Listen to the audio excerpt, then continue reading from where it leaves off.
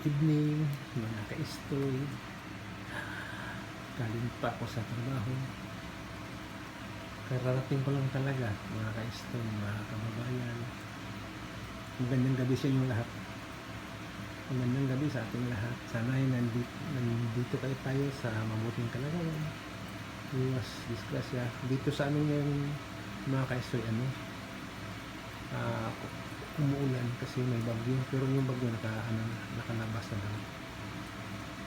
Hindi pa ako sa trabaho, medyo pagod pa, pero nakita ko itong mga alaga ko na naglalaro, lumalangoy-langoy, yan o, parang nakakawala din sa pagod at saka stress.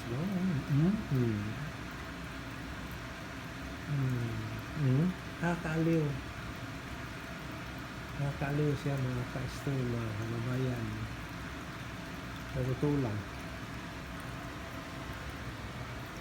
ito ginagawa ko pag galing ako sa trabaho, ako na mag-isa, wala pa yung dalawang kasama ko, yung dalawang anak ko may pasok doon. Yun lang, dito lang ako nakaupo, nakatingin sa kanila. Yan, nalaabang kong bigyan ko na sila ng pagkain. Pero kasi naman, sabi naman, lang, sa isang araw, isang bihis lang napakainin nyo ito. Kasi nakinansiyan ang delikado. Yan.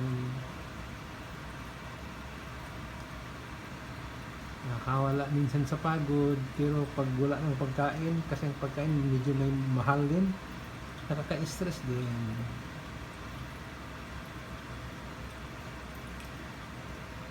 Yan, no? Lalo na pag maglalaro yan sila, ay nako, ang ganda tingnan.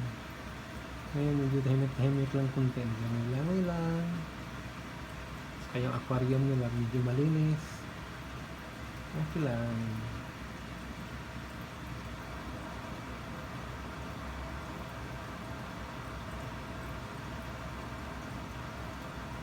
Kahit wala pa tayong kain, basta makita ko lang sila na buhay, naglalaro, okay lang.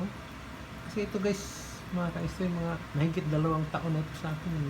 Maliit talaga ito, parang palito ng kuspuro lang yan, o ano ng kuspuro lang yan siya nung binili namin. Ngayon malaki na, kaya manghinayang ka ba na sa tagal-tagal